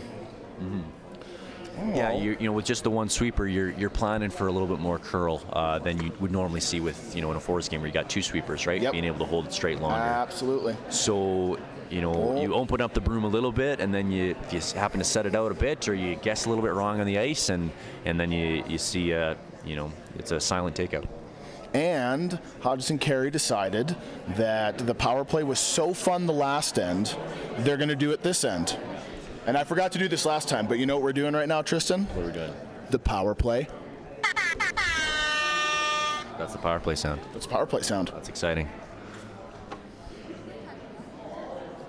So they're choosing to use the power play here. I think the idea is with Carey and Hodgson, they could wait for later on, but if, say, they happen to keep on scoring, then they might not get a chance to use it later on. This might be the last time you get the hammer. Right, so the biggest strategy with the power play is you want to try to use it at some point, because it is an advantage to you, you know, whether you're up or down in the game when you have the hammer. So here's to your point. So Jones and Laing, they're down in the game. They really need to get a steal. So Gotta throw that center. They're going to go with the center guard. Gotta throw that center. Yeah. And she's going to throw it just fine. You got to think Jen Jones probably doesn't throw too many center guards in the 4-person. Yeah, I think when skips are throwing guards, their team is, you know, playing really well. Pretty good. When all the skip has to do is guard the angle slash to give up a steal of 1, their exactly. Their team's doing pretty well. They're all right. Yep. No. And so they throw up the center guard. It's a little bit over curled, and again, that's just kind of the problem. Is it just that finish is so good? Yeah, guard placement is a lot more difficult. Yeah, break point just a little bit earlier, and just they're hard to keep on the full side of center line. Yeah, absolutely. So Carey's gonna use their center guard, and I don't know if they're trying to come quite fully around it, but trying to address it, trying to at least set up an angle. Here's a question, Tristan. Do you ever tick that center guard? So you could. I think that, you know, up in the game, the thing with the tick is that sometimes if, say, you're a hair bit light, you might leave your shooter as a guard, right? And, you know, when you're in the situation where you're up 4 with the hammer, I think any guard is probably, you know, to the other team's advantage. So I like that play, just coming into the middle. Shrink the scoring area. Yeah, Jones and Laing are going to have to come down to it and set up an angle, and you know, they might have taken that a little bit deeper than they wanted to, because, you know, like Jones and Laing can shrink the scoring area, and Carey and Hodgson have the hammer, but you know, I think the idea is you come around it before the other team does, right? And then absolutely, you know, you don't want to be you don't want to get in a situation where the other team, you have to address another team rock that's buried around a center when you have the hammer and you're up a bunch. 100%. And that's a good shot by Langer right there. Just tap that back to the back 8 foot, back 12. You know, just kind of leave yourself a backstop. At this point, you need as many backstops as you can find. Yeah, you just want angles and rocks in play for Jones and Laing right now. Now Colin's taking on the run back peel. And he made it. Wow. Look at that. Colin is just feeling the hits right now. I was giving Colin a hard time about his intern earlier on today, and I think he took it to heart. Look at that. He's been money. Oh man. Just on fire. He's smoking. He's on fire. Left the center guard, so I mean, like, you know. They're just going to come right around. But, you know, it's at this point, it's a numbers game. Yeah. So we're in the 6th end. They are up by, let me see. No, because they didn't hang the score for the last end. So because we're playing 6. Yeah, I thought they did hang the score for the last end, man. It looks like there's a 5 just below the 2. Oh, yes. No, but didn't they stole 2 last end? Oh, wait, no, never mind. Okay, sorry, I'm confused. Listen, it's been a long week, everyone. But yeah, I mean, at any rate, same point. At this point, it's a numbers game. Yeah, you're up a bunch. Up by a pile. You've got 10 potential points. So So I think it was smart to take that one. I don't know if they were calling that shot to go as deep as they were, but the thing was they could place a really good top 4, and then Collins got basically the same shot that he just threw on his last one, right? And so they're gonna, looks like they're just gonna rip this. Just gonna rip it, right? So then Jones and Laing are at least either gonna throw a guard up or gonna have a chance to lie too, right? Which is not a bad situation. Absolutely. Without the hammer. Yep, good as you can do. But again, the problem is with the power play, you're just leaving that 4 foot wide open. Yeah, they don't have they just don't have a whole lot of options here right now. You know, you'd love to bring another one into the 4 foot right now and sit 2, but they're for sure going to leave a run with Colin. You know, Colin's been hitting so well. You know, if they come in top 4, there's a chance that Colin could rip it in there and spill everything, right? And then you have even less to work with. So Jones and Laing are being pretty patient here. I think they're just going to throw up another guard. Yeah. Oh yeah. You got him. And Colin's been good too, but Chelsea's all right at run backs herself. Yeah, absolutely. I may have misspoken. Coming a little heavy. Yeah. Just a little deep. Goodness. It still might were be they trying that? I mean, because here's the thing, like that kind of that's a little heavy, but that I'll say that's not end of the world. No, and I might have misspoke. They might have actually just been playing the freeze, which straight up freeze. Yeah, which is not bad. Pretty low risk way to sit 2. Yeah, right. Absolutely. If they could ever had put that even just a foot higher in front of the yellow, then really tough then to you're remove. In a real good spot. Yeah. Jones As it stands, it's all right. Jones and Laing might be taking the there's a couple ways to steal, right? You can try to sit one buried behind the center line, right? Or you can try to lie 2, and then maybe the other team goes to play hit, you get a rollout. Yep, absolutely. By hook or by crook. Yeah. And Hodgie coming out. He's got pretty good weight. I think he's just throwing the double, yeah? Yeah, I think double or the pick, either one will do. I think ideally you save the shooter here, but you're not going to get too cute with it. And just like that. That's a great shot. That is very nice. And they're just going to try to hit and roll behind the one they just threw. Now, here's a precise shot. Yeah. You got to roll behind, but you got to be more than half in the 8 foot. Yeah. Because if that rolls to the 12 foot, it's no good. Yeah, really good shot by Colin to save that shooter there. If he happens to... Oh, if he rolls out. If he happens to just roll out, then Jones and Laing, they could just play the same kind of shot they played on the last one, put it a foot higher. No real easy way to get either of those out, and then Carey's drawn against 2, right? Yeah. Now she still might be drawn against 2, but Jones has to address that one in the center, make a good shot, and even if she makes it great, they're not going to be in quite as good a position as if they were able to sit 2 half around that corner, right? Right, exactly. And I'd give you a better description if Colin would just get out of the way. I mean, geez. No, I'm just kidding. But they're pretty close. They're just gonna nose it. Well, that's all right. All right, yeah, nose hit. It's better than a kick in the face. Yeah, for sure. A nose hit here. I think. I think that it's sitting a little bit too low. I don't think that you could roll into the other hand once. I think you gotta just stay in the 8 foot here with your shooter. It's not off. Listen, you generally want to, if you're trying to use your power play you usually want to get more than one with your power play. But in this situation, you are just fine with giving one. This is kind of, here's an analogy. This is kind of like running the neutral zone trap in hockey. Playing the protect defense. Yep, exactly. The old 1-3-1. Yeah, like if Carey and Hodgson were looking to try to score, multiples to send, they'd have called a few different shots. Absolutely. Colin would have, I think he threw 3 peels, right? He would have played at least one draw shot to try to keep some rocks in play, but they were just trying to avoid the steal, which scoreboard makes sense. Yep, and hit on the nose, 1 yellow, and that is going to be 7-2. Playing 7. Another look around the scoreboard. We've got the Alberta contingent on sheet 1 leading 7-4. The hat's working like a charm. We've got Peterman Gallant have not hung up the score from the 5th, but I assume they scored because the other team's placed. We just got the nod. It looks like they scored 3.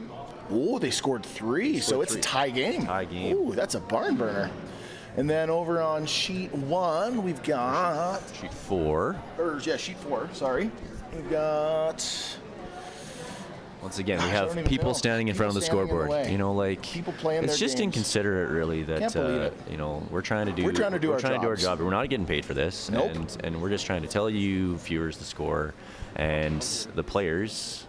I don't You know know, what the they're thing doing. is they probably already have the score, like, because it's probably on the score bulletin, and they're yelling at their computers going, we already know the score. Yeah. And if you do, we're sorry. Okay. And if you don't, we're also sorry. but we don't know the score, so We don't. Yeah.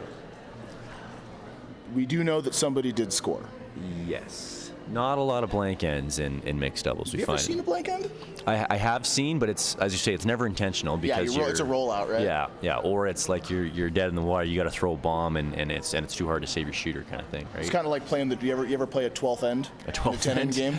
Yeah, I've never played a 12th end game in a 10 end game. I've seen a couple. Always very intriguing. Yeah. Okay, so for our new viewers, we've been asked to reintroduce ourselves. Ooh, we're going to reintroduce ourselves. So I'm Tristan Stanky. I'm part of the, I don't know, we're supposed to name one curling accomplishment, right? I mean, you know, or just we so can they just so they you know know. it's not just a couple total scrubs up here. So I was part of the university national champion team with the U of A Bears last year. My name's Matt Guy. I'm 2016 USA mixed national champion. And just a nice guy. Yeah, and we are both players who did play in this event. Yep, we did. And as you can tell, we're not playing in the playoffs We're no right now. longer playing in the So we event. got knocked out. So you know everything that we say can be obviously be taken with a grain of salt. An ocean of it. An ocean of salt. You know, because hey, if we knew everything, we'd probably be out there playing. Hey. Yeah, absolutely. So, but anyways, we're good. We're nice guys. We're really nice guys. We like curling. I'm an Aquarius. How about you, Tristan? What's okay? Arius, maybe. Okay, sure. If you say so. I think so. I'm not going to challenge you on that. Okay. Yeah. I don't know what that means. I don't follow the horoscopes. What does your sign mean? I have no idea. You I just know that used to be a big deal for people. Okay. All right. Good to know. Absolutely.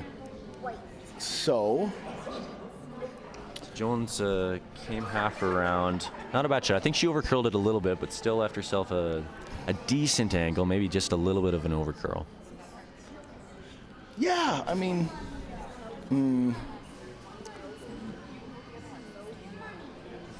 look, they're just going to bump this up a hair? Or are they just going to guard it? No, it looks like they're going to go over to the other side. They're going to come down to that. Or they're, you know what? I bet you they're just going to bump that blue one back. Right. So once again here, so like 7-2 game, you're up 5. Yep. You see a bunch of rocks in play. Some viewers at home, why are they not hitting? It's because they can't. You can only hit on the 4th rock at the end. This is only the 3rd rock, so they have to play a draw. So you're forced into playing a little bit more of normally deemed an offensive shot, which is, you know, I guess the MO in mixed doubles. You want to try to get more Absolutely. rocks in play, more exciting for the fans, more exciting for the players, just more intriguing. The people demand it. Yes. Oh, is that ever good? Look at that. That is a pistol. Or a peach. Or a peach. Bumps that back. Sitting 2-3. Actually, no, sitting 1-3. Guarding. I mean, actually, that's a great shot. I'd be so aggravated if I was Jones Laing right now. Haji is just murdering them.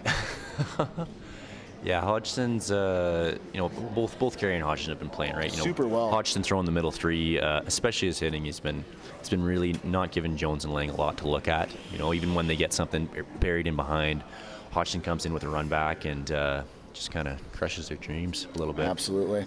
Well, and the thing is sometimes with curling, you just run into a buzzsaw, like, I mean... Colin Hodgson is the buzzsaw. He is the buzzsaw. All right. That being said, Jones and Laing are two crafty vets. They came back from the dead. They did yesterday, yeah. It's like, have you ever seen Kill Bill? I haven't. No. Man, you gotta. Okay, so you gotta go see Kill Bill. Okay. There's a good analogy. There's one point where they bury her alive, and she has to punch her way out and dig her way out, and that's kind of what they did last night. That's a pretty good shot by Laing. Comes down, rearranges those angles a bit. The one kind of saving grace for Laing and Jones right now is they have those two kind of stragglers. The two stragglers behind the tee line, right? It's going to take a little bit of work to bring those guys into play, but if they ever could, then that's how you get back in the game, right? Exactly, and that's kind of something that you got to be mindful if you're Carey Hodgson right now, is that it's not an easy shot, but there's an angle there for a double, and if they can ever suck another stone in there, they might have they might have a couple different angles on that double. Looks like Colin's lining up. Would you say kind of like a hack to board waiter? Just kind of tapping his own. Tap theirs back. Try to remove that back blue, or the blue that is back for. Absolutely. And he's pretty close. He's cleaning it. He's pretty close. He's gonna let it come over. Here it comes. Look at that late movement. Just a thing of beauty. Oh, another good shot from that ever good. The Buzzsaw. The Buzzsaw. Colin the Buzzsaw Hodgson. I don't know. What do you think? Is that a little wordy? Well, I think if you just call him the Buzzsaw and just leave the name out of it, I think there's a chance, right? I like that. Absolutely. Yeah. So now what do you do if you're Jones Laing? Yeah, well, you ever play that tap? Tap on your own? Yeah. I mean, I'll tell you, man. You're at this point, you're running out of options. I think if you ever could get to the inside of the shot, the rock that Colin just threw, and roll to the button, I think that'd be ideal. They'd have to really skinny by in order to do that. But if you could just leave your top 8 rock where it is and get one into the button, that might be the best way to set up some good angles for yourself. Yep, I agree with that. If you could ever just tap that right to the back of the right onto the button. If you can tap that right on the button, you got a lot of good options, because you could even take your last one and slash it off there. Yeah. For 2. Yeah. I mean, now here's the thing: slash it off for 2, and then you got to steal 3. You're still down 3, right? Like same thing as before. Jones and Laing, they're trying to find a way to score more than just 2. So whether it's removing a stone now or setting up an angle to maybe get all 3 of the yellows moving later on. Yep. This is correct me if I'm wrong. This is Laing's second shot. Correct? It is. Yes. So he's so this is the third last rock at the end. So only got 3 rocks to try to manufacture something, and yellow is sitting 3 right now. So yep, bit of a tough spot for Jones and Laing. And then Brent looks like he thinks it's pretty good. Yeah, sort of. Yeah, he's working it now. Here they come. They're just going to try to sneak inside, maybe a little chisel. Yeah, they might have just been trying to get by. Oh, bummer. Still not a bad shot, though, because you got two angles now, right?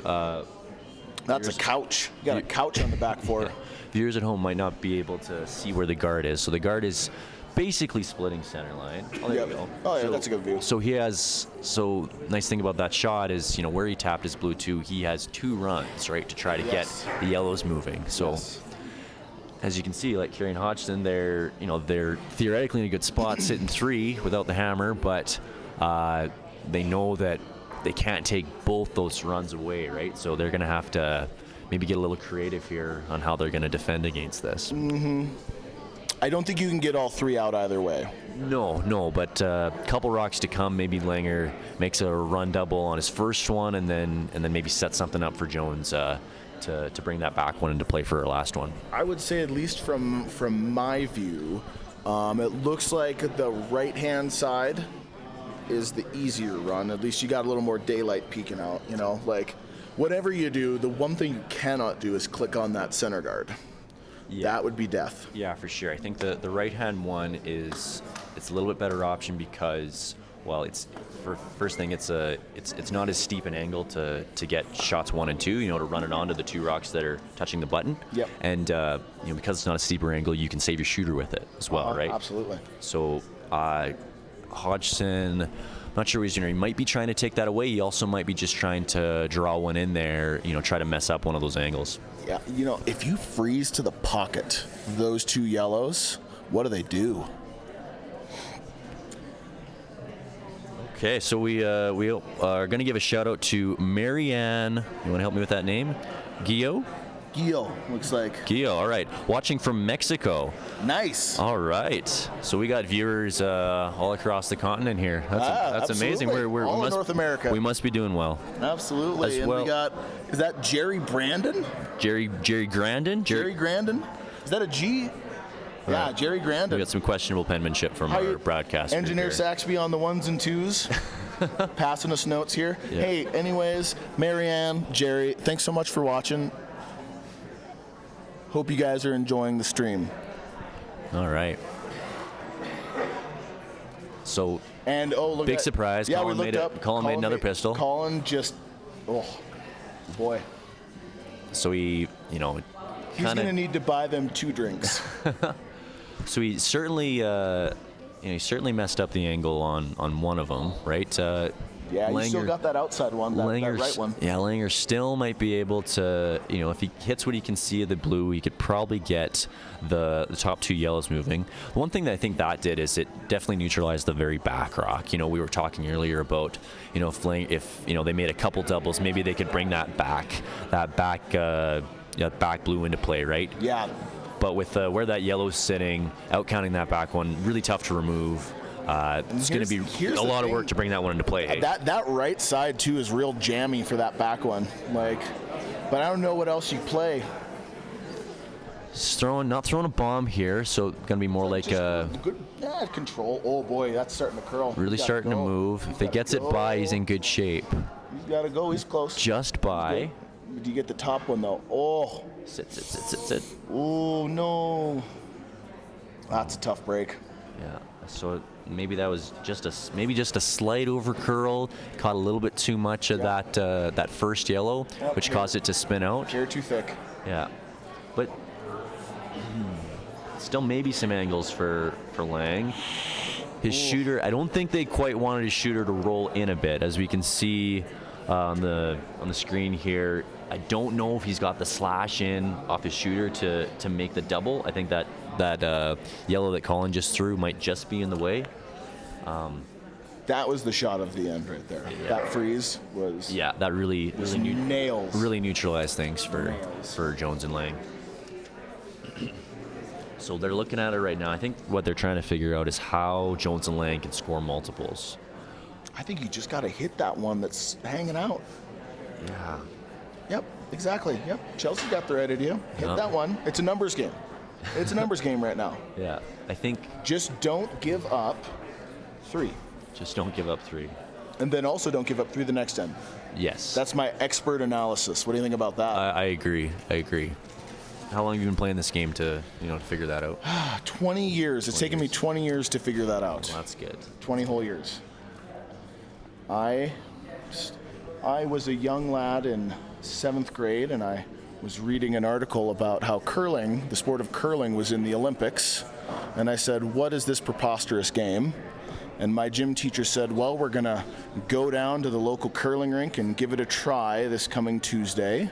And then I did, and here I am today, a walking embodiment of why curling in a school curriculum is a good idea. Yeah. Absolutely. And you yourself, too. University of Alberta? Yeah, for sure. Go Bears? Yeah. I was part of the Bears team for 3 years. I'm a little too old to play in the university stuff now, but I'm still part of the. How old are you? I'm 23. God, you're old. I used up my eligibility. Still working with the varsity program. So shout out to everyone there. We got a team, actually a junior Pandas team, playing in the provincial junior semi right now. Ooh. Is that up in Okotoks? That is over in Okotoks, yeah. So go Pandas. Yeah, go Pandas. So it looks like Carey and Hodgson, they don't see anything. Oh no. Oh no. I don't know if that was looking like a hog or maybe a burn. I think he might have tapped it. Didn't look super light, so that might have just been just a small mistake by Colin touching that rock. The first mistake he's made all day. First mistake he's made, yeah, as a shooter. He's been lights out. Here's the thing, I still don't know what Jones and Laing have. If you're ever going to burn one, holy smokes, that's the time. It's probably okay to burn the one that you're, up 5 and they don't really have anything easy to score. Here's the thing, everyone's going to burn a couple rocks in the course of their life. Yep. We've all done it. Yep. Makes you human, but it's not all burned rocks are created equal. Yeah, for sure.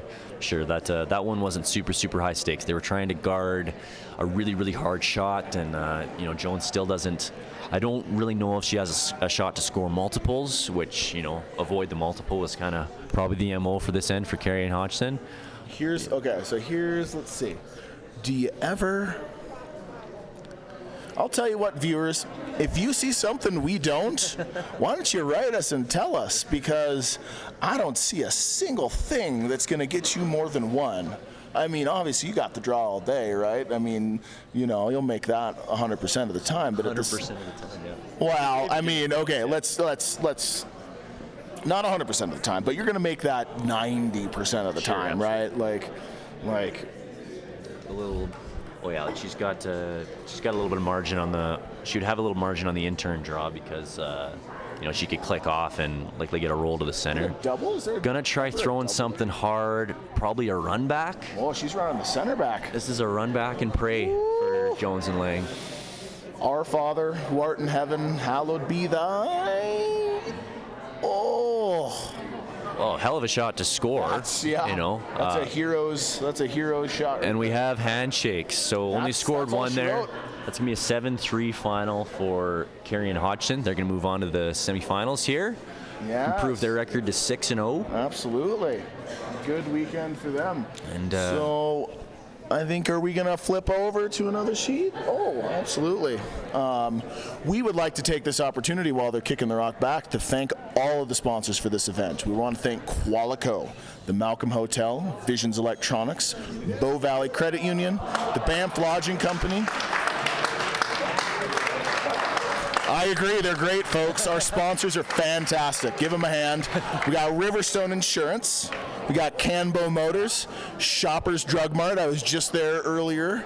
Fantastic selection. We got, of course, Arnie Asham, the legend, Arnold Asham Curling Supplies. We got Cam Clark Ford, the town of Banff itself, which hats off. Bow Valley Timmy's, obviously. I went there actually earlier this morning as well. Sunset Alpine. We got Rocky Mountain Soap, who provided some very nice soap that I actually used this morning as well. And then we've got the Ridgewood Stone Crafters out of Canmore. We've got GOS Golf Design Services and the town of Canmore. Thank you all for the sponsors. It's been really excellent. This is a first-class event. I would say, this is my hot take. There's a hot take incoming. This is probably the best mixed doubles bonspiel in the world. I would agree, and for our viewers, even though the game's over, stick around. We got an interview coming up with one of the players who's coming off. We're just going to see which one our organizer can wrangle for a post-game interview. But yes, absolutely. I have a good feeling it's either going to be Haji or Chelsea. Yeah. The teams that win the games are usually a little bit more cheery, a little bit more eager to talk afterwards, which is fair.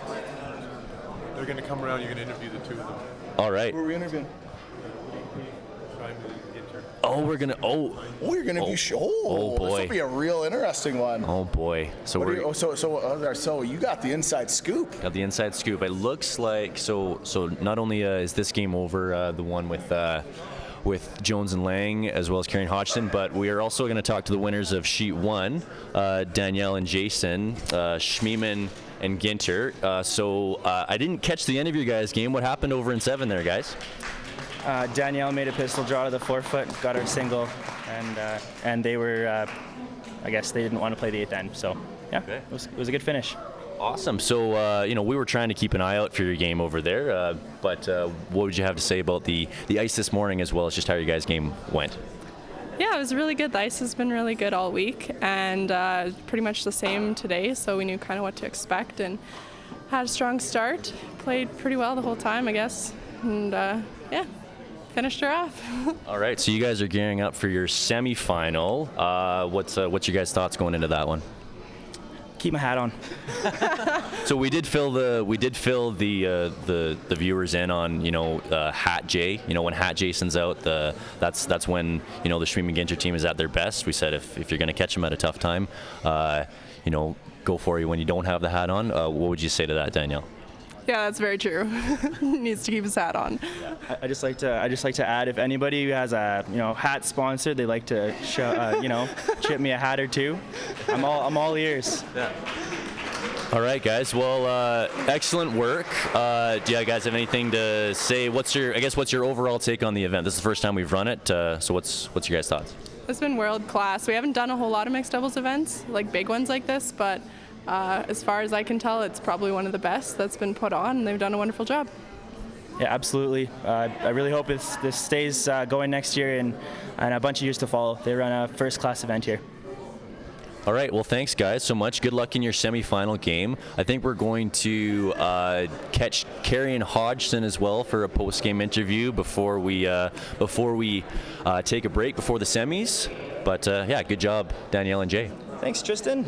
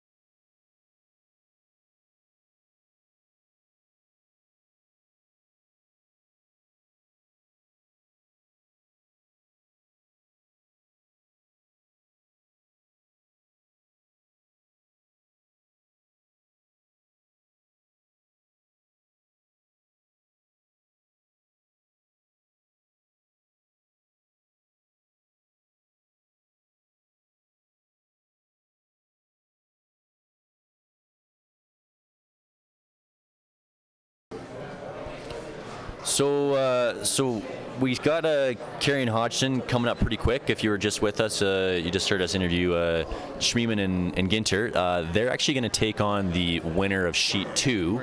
Laws and Morris taking on Gallant and Peterman. Gallant and Peterman are up 1 without the hammer, playing the final end. This looks like Gallant's, what would this be, his last shot or his middle rock? Fill me in here. What are you seeing, Matt? I think, well, let's see, I'm counting stones at the other end. I think this is his second stone. So, and just as a little quick scoop, I walked over to look at the scoreboard, and the winner on this sheet now will be playing Hodgson Carey going forward. So that will be the matchup. And then Schliemann, and then, sorry. Schmiemann. What? Schmiemann. You know what? Her name's going to change pretty quick when we get married next year, so don't even worry about it. That's Schmiemann, huh? Yeah, Schmiemann. Yeah, if you sound it out, it's not too tough, but a lot of people struggle with that. I just wanted to make sure I wasn't pronouncing it incorrectly. It's all good. It's all good. Most people do. I believe that. So anyways, yeah, they're gonna the winner of Anderson, Dropkin, and Walker will be playing Tristan's future wife. At any rate, it looks like it's handshakes over here on sheet number 4, and it looks like the Dropkin-Anderson combination is going to be advancing on to play the Albertan contingent. Yeah, I think that's right. If we have the draw written, Anderson just needed to make a rock go away there. They were up 3 playing that last end.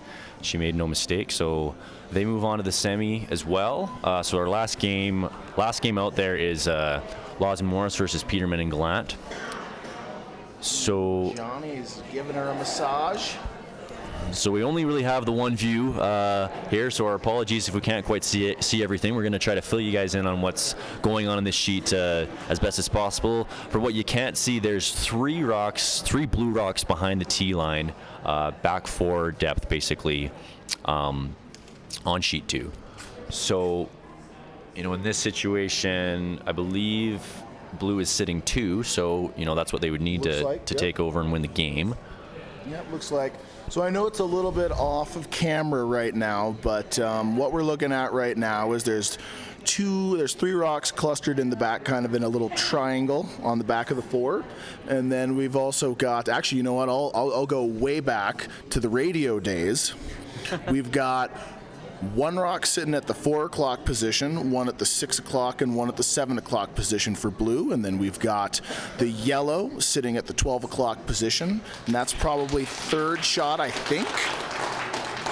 It's very descriptive.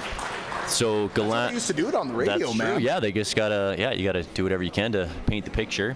So Gallant's gearing up to throw his last rock. So they'll have 1 more after this. He's just gonna come down to that pocket. I think if he comes down and makes a good freeze, then I think they're in good shape to avoid at least giving up that 2, right? So this is a big shot for Gallant here.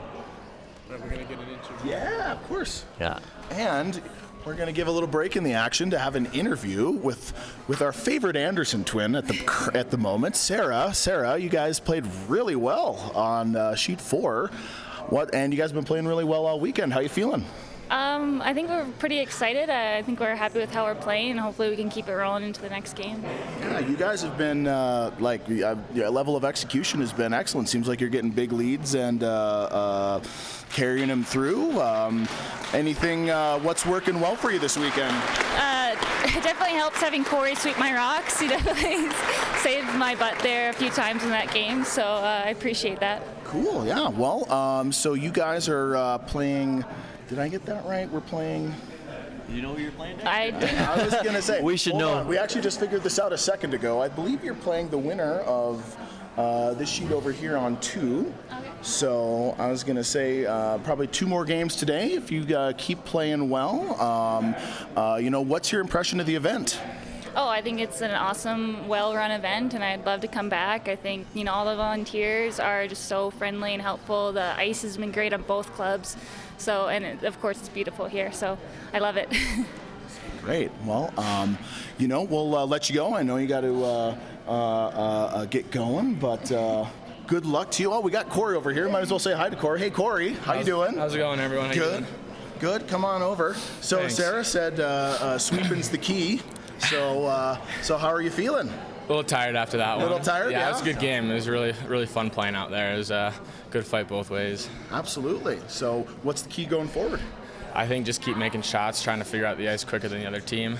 Is that how this game is played? Yep, basically. Make more shots than the other team. I wish somebody would have told me that about 5 games ago. Yeah. That would have been nice. Yeah. But, yeah, it's been a lot of fun here, though. Everyone's been great to us here. The facilities are super nice, and the ice has been excellent all weekend. Yeah. Well, you guys want to take an opportunity to shout out your sponsors real quick? Yeah, of course. I want to give a shout out to Bella Brand Seafood, Hardline Curling, Terrapin Technology, as well as Parkway Irrigation. We appreciate you guys. You guys make this happen for us, so thank you.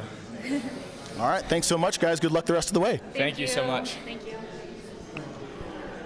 All right, so that was just, as we said, the Anderson-Dropkin duo who just got done their quarterfinal win against the Walker twosome. Walker. So bring our attention back to sheet 2, the last game out here. This is the last quarterfinal. What are you seeing, Matt? Well, I think yellow is shot rock, so that would is certainly shot rock. So that would be, and that's a real problem for Peterman Gallant. Yeah. Because I'll say I don't know if Gunner could throw it hard enough to get that to dig that yellow out. Yeah, for sure. Talking through the angles here. Here's the question, and I can't necessarily see the angles, and I know you guys at home can't really either, but I don't know if there is I'll say this. Digging that yellow out is going to be a 2-rock endeavor. Right. And so if you've only got 1 rock. So I think that we made a small mistake. So I think that yellow Peterman Gallant are actually throwing yellow rocks, if I'm correct. So, Oh shoot! Now I'm all no. bamboozled. So that's actually a decent spot for them. I think that they're counting at least one, and as you said, really tough to get that shot yellow rock out of play. The one we're talking about is actually not quite visible on the screen. It's side button. With a kind of a bit of a wall of blues just behind it. Yeah. So they're in pretty decent shape. I think what they were talking about, to your point, it's tough to get out of there. So they were just trying to figure out how they might do that so that maybe they could take that shot away. The only thing that I can see is that, as you can kind of see on the camera, you've got 3 rocks kind of lined up stacked like that. The only thing I can see that Morris Laws have here is you run back the center, hit that a hair on the right, and slash those out for 2. Right. That's the shot. And here's the thing. You only need to score 2 if you're blue, and it's for a pile. So it's the only shot you got. So I'm sure they're probably just going to guard the path. I mean, listen, if I was a betting man, that's what I'd do. So the shot that they're looking at, and I think it's the shot that Peterman and Gallant are trying to take away, would be the running the top yellow onto the blue, onto the yellow, and maybe get shot rock, which is not quite visible out of there. So but now, it looks like they just took that away, so I'm not sure what they have now. Same thing, but there's another rock involved. Yeah, it's not looking like a whole lot. I think Jocelyn Peterman made a pretty good shot there to take away that what would have been triple run. You got to hit, yep, and that's what Caitlin's looking at. You got to hit half that rock, run that, oh man. You know, the thing about shots like this is, yes, they're hard, but there's literally no other shot. Yeah. So a lot of times in curling, a good strategy is you'll a lot of times play a shot that will kind of bamboozle your opponent a bit and give them like a couple different things to think about, and a lot of times you'll make it more difficult. But if there's only one shot to play, it's a lot easier to execute just because there's literally nothing else. Yeah, for sure. It's easier, probably a little bit easier to approach the shot because it's only your option. You're all in. It's either make it or go home. So you throw it with no doubts. It's a lot easier to commit to a shot when it's the only one, right? Yeah. This is going to have to be. First off, it's going to have to be a rocket because she's going to have to hit the top yellow quite thin in order to get the angle back onto the blue, and still, make 2-3 rocks keep moving once it gets into the 4-foot. All right, let's see how hard she throws this one. How hard do you think she's got to throw this? Well, I think 6 seconds. I think if you got to try to get it under 7 seconds if you can. If you can get it into the low 6s, then I think you have a chance. I think we're about to see how hard Caitlin Laws feels comfortable throwing. So I got the stopwatch queued up, so we'll see. All right, here it comes. Johnny holding the brush. Big push, big extension coming up. Oh, she fired it. It's a missile. For sweeper. Well, she got it thin. Just needed to. You know what? She was actually closer to that one than it looked. She threw a 5.71, so there was no issue on weight there. No issue on weight. But she was actually quite close to making it. She needed to hit it quite thin in order to get that back angle. So, just for viewers wondering at home, I know there was a little confusion. So the winner of this sheet, which would be Peterman and Gallant, are now going to take on Schmiem and Ginter in the semifinal, and then and we'll have live coverage of that one. That's going to be our feature game coming up. So stay tuned for that. That game's going to go at 11:30. 11:30. Back at 11:30. So stick around, everybody.